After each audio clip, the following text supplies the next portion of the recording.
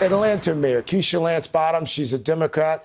And Mayor, you told our own Chuck Todd on Tuesday that at that point you had not spoken with the governor there, Governor Kemp, about that decision to start reopening businesses on Friday. Have you talked to him last night? Have you talked to him today?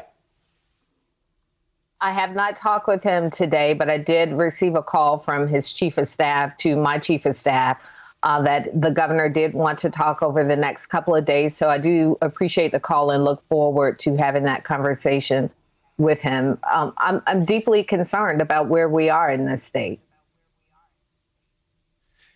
On the same day that the governor announced those guidelines for reopening the state, you created your own advisory council to create a plan for Atlanta specifically.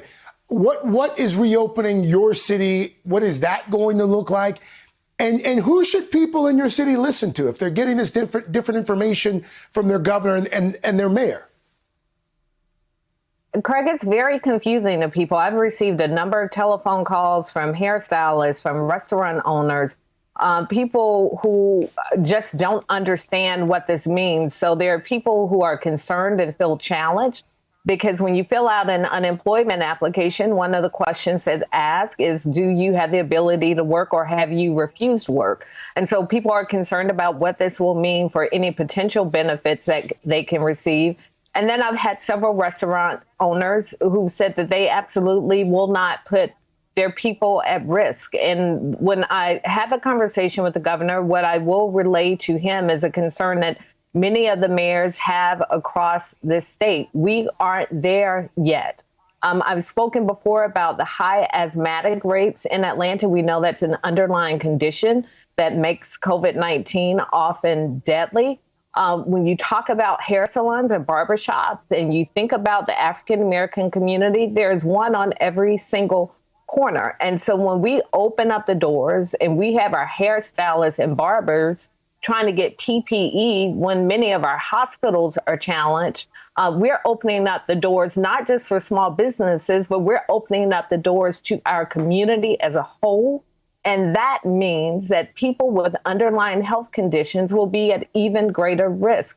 And so I understand the economics of it. My mother owned a hair salon for 25 years, and I know that many stylists don't even make it paycheck to paycheck. But I also know that what's most important above all else is life. And I hope that when I speak with the governor, he will take that into consideration and really defer to local leaders as to how we can best navigate the challenges that we are facing in our respective communities. Our Katie Beck is in Richmond, Virginia, at one of these protests that have been popping up. She has a question for you as well, Katie.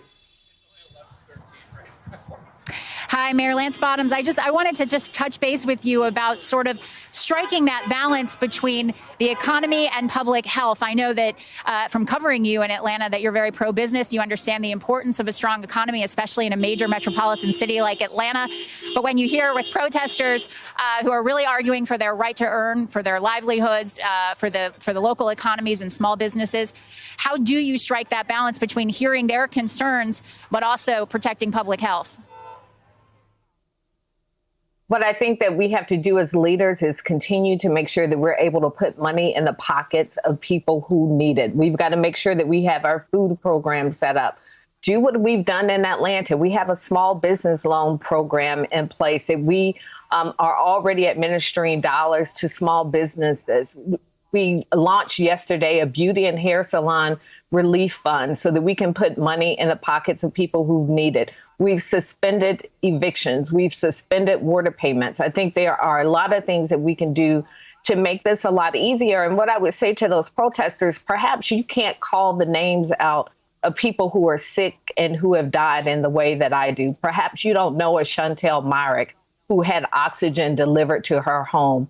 Perhaps you don't know a Lily Thomas who was on a ventilator for 15 days, or maybe even our retired police officer Newkirk who lost his life. If you can call those names, then I think that you have a better understanding of what this means. It's not an economy versus freedom. This is about life and making decisions that allow people to be healthy and whole on the other side of this pandemic. Hey, Mayor, let's take just a pause here from the pandemic and let's talk politics for just a second. Perhaps you're aware that South Carolina Congressman Jim Clyburn, he recently listed a few names as potential running mates for Joe Biden. You were one of Joe Biden's early supporters. I believe it was last summer. You came out, you endorsed him. And Congressman Clyburn told this newspaper in London that you would make a solid number two. You're first-term mayor of a major metropolitan area. Do you think you're qualified to be vice president? Craig, after navigating a pandemic and the biggest municipal cyber attack in the history of our country, I think I'm pretty qualified to handle just about anything other than homeschooling my 4 kids. And so when Congressman Clyburn mentions your name, certainly it's an honor to be spoken in that group. But I've said all along, I want Joe Biden to win in November. And I trust that he will make the best choice that will allow him the best opportunity to take over the White House in November, because elections matter.